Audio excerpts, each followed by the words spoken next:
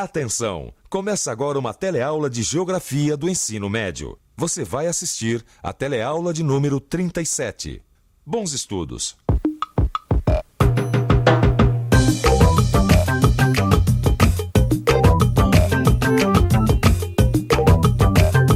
De um lado, os americanos, de outro, os soviéticos. Entre o final da Segunda Guerra Mundial e o final da década de 80, o mundo foi dividido em dois blocos ideológicos. Este é um dos assuntos de nossa teleaula de hoje. Você vai ver que a ordem geopolítica mundial era dominada pelas duas potências. Aos poucos, essa bipolaridade foi dando lugar a uma nova polaridade, disputada agora pelas mais fortes economias de mercado. Você vai conhecer ainda os megablocos da economia globalizada.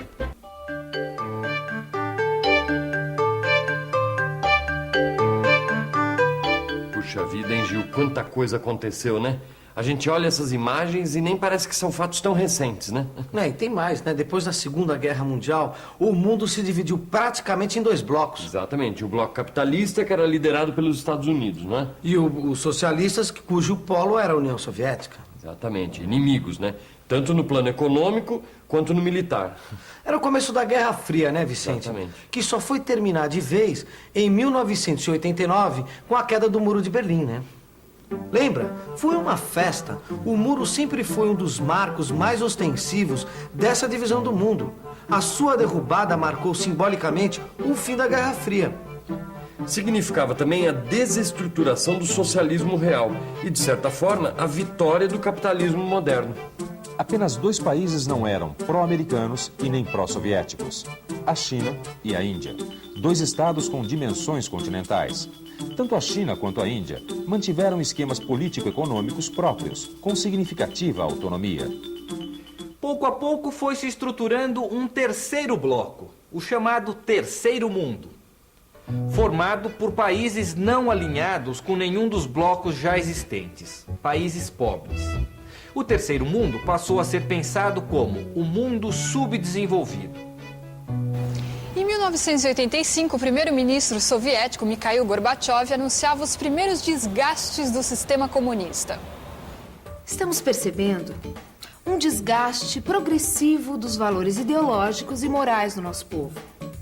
Os indicadores sociais, que atestam a melhoria da qualidade de vida, crescem hoje mais lentamente. E as dificuldades de atender às necessidades de abastecimento, de habitação, de bens e serviços são evidentes. Mas nós não podemos aceitar a estagnação. Nós não podemos aceitar a mentalidade de vulgares consumidores. Se nós aprendermos a trabalhar melhor, seremos mais honestos e cuidadosos uns com os outros. Estaremos criando, então, um modo de vida verdadeiramente socialista. Gorbachev já previa a necessidade de reestruturar a economia soviética para fortalecer certos princípios do socialismo. Gorbachev acreditava que a perestroika, como ficou conhecida a sua proposta, resgataria as esperanças soviéticas. Ele também propôs a glasnost, que em russo quer dizer transparência. A glasnost revelaria os privilégios e a corrupção do sistema, colocando de novo a sociedade nos trilhos, retomando a estabilidade e o crescimento econômico. Mas o processo acabou sendo atropelado pelos fatos. No final de 1989, a União Soviética foi forçada a se retirar do leste europeu. No dia 9 de novembro, o Muro de Berlim é derrubado. Abre-se assim o caminho para a reunificação da Alemanha, dividida desde o final da Segunda Guerra. Deixa de existir a Alemanha Oriental comunista e a Alemanha Ocidental capitalista. Em seguida, os países das Europas Central e Balcânicas pedem a retirada das tropas soviéticas dos seus respectivos territórios. E em 1991, são dissolvidos o Comecon e o Pacto de Varsóvia. Então, depois da queda do Muro de Berlim, o Império Soviético entrou numa profunda crise econômica, política. Eu me lembro. Todo dia a gente via notícias vindas de lá de tentativas de golpe, de protestos populares, de revolução. Foi... Então, uma crise sem precedentes, né? E um pouco mais de um ano depois, em 21 de dezembro de 1991, acabou a União Soviética. Como assim acabou? É. Como assim acaba? Acaba. A antiga União Soviética, como um único bloco, acabou. E no seu lugar surgiram 15 repúblicas, todas com autonomia. E as várias repúblicas não ficaram mais fracas com essa dissolução? Logo surgiu a ideia delas se unificarem. 12 das 15 repúblicas soviéticas formaram então a Comunidade dos Estados Independentes, a CEI. Agora, Gil, a dissolução da União Soviética, na verdade, foi uma vitória americana, né? Com certeza. Em 1991, a ação dos Estados Unidos no Golfo Pérsico reafirmou a posição deles como superpotência hegemônica. Os americanos bombardearam o Iraque em represália à invasão do exército de Saddam Hussein no Kuwait, país vizinho. Os Estados Unidos impõem ao mundo a Pax Americana e passam a dominar a nova ordem mundial. Isso, para alguns geógrafos, significa um mundo unipolar. Outros geógrafos já discordam. Para eles, o mundo pós-guerra é multipolar, formado por vários megablocos regionais. Uma coisa ninguém tem dúvida: os Estados Unidos são a primeira potência econômica, científica e tecnológica do mundo contemporâneo. O American Way of Life, jeito de ser e viver da sociedade americana, exerce influência impressionante no imaginário coletivo mundial. A liberdade, como o maior bem a ser preservado, exercida nos limites da ação individual, é o princípio da democracia e a principal característica dos americanos. Mas nos Estados Unidos as coisas também mudaram. Se no final da Segunda Guerra o dólar valia muito, hoje a coisa não é tão estável e tranquila assim. Existem outras moedas fortes no mercado e o déficit comercial da balança americana começa a preocupar, graças à entrada de importados mais competitivos nos Estados Unidos, ou seja, a internacionalização da economia. Em 1994, os Estados Unidos se unem a 2 outros países com o objetivo de estabelecer uma zona de livre comércio entre eles. Os Estados Unidos se aliam a uma potência média, o Canadá, e a um país em desenvolvimento, o México. Juntos formam um Acordo de Livre Comércio da América do Norte, o NAFTA. A ideia era ampliar as negociações com outros países e criar um grande mercado do Alasca até a Terra do Fogo. A Europa não fica atrás, ela também procura uma nova ordem política e econômica.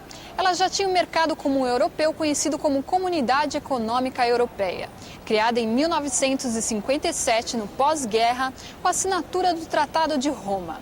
Mas as últimas barreiras foram abolidas em 1993 com o Tratado de Maastricht. Esse tratado definiu as novas estratégias da União Europeia. E a partir de 1999, a adoção de uma moeda única, o euro. Até 2000, essa era a composição da União Europeia. De 2001 a 2007, alguns países do antigo bloco comunista foram incorporados à União Europeia. Provavelmente, outros países da Europa vão aderir a essa comunidade. Vamos ver agora o que aconteceu com outra parte do planeta. Nos anos 30, o Japão desenvolveu um grande projeto político-militar para dominar a Ásia. Mas o avanço imperialista japonês terminou na Segunda Guerra Mundial. O Japão saiu da guerra totalmente destruído.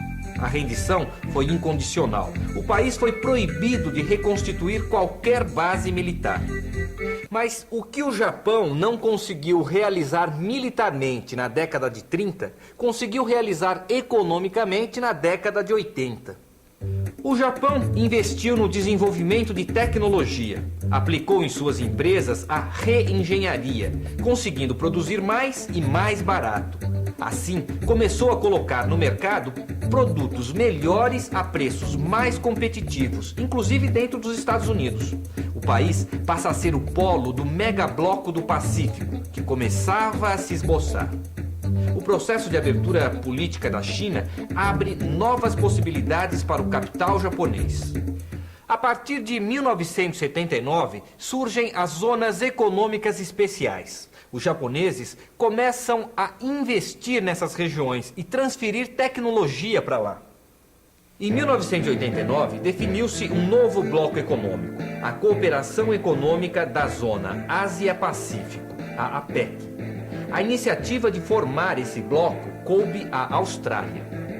A Austrália, que tradicionalmente comprava produtos da Europa Ocidental, passa a integrar o bloco asiático, se transformando numa importante fronteira de recursos para o Japão. O Japão conseguiu dar a volta por cima, viu, Gil? Hoje é um gigante econômico, né? Pois é, os Estados Unidos e o Japão concorrentes. Hoje seus produtos competem no mercado mundial. Já pensou nisso? Pois é. E tem uma coisa interessante acontecendo, sabe? São as alianças bilaterais. Sabe, a IBM americana com a Toshiba, a Hitachi com a Texas, a Ford com a Mazda e por aí vai. E tudo isso em nome da competitividade. Pois é, a competitividade é tão importante quanto a rivalidade, né? Verdade. A economia global ainda vai mudar muito esse planeta, viu? A crise do petróleo nos anos 70 provocou uma mudança estrutural no modelo industrial. Começou a revolução técnico-científica. A automação toma conta dos processos produtivos, aumenta a produtividade e diminui os custos com matéria-prima, energia e mão de obra. A pesquisa científica e o conhecimento passaram a ser os elementos mais importantes do processo produtivo. As mudanças no modelo industrial têm reflexos na economia. Essa tecnologia envolve grandes investimentos e grandes mercados consumidores para garantir o retorno desse capital. O surgimento de vários blocos econômicos no mundo é decorrência da necessidade de ampliar o mercado consumidor para além das fronteiras nacionais. A formação de blocos regionais, acima dos limites criados pelo Estado-nação, é uma exigência das grandes corporações, que ampliam assim o seu mercado consumidor. Quando uma empresa ganha eficiência no interior do seu bloco regional, ela aumenta as possibilidades de competir na economia globalizada. Essa é a regra básica que vale atualmente, em tempos de globalização. E agora, vamos à revisão. Atenção, se liga aí que é hora da revisão.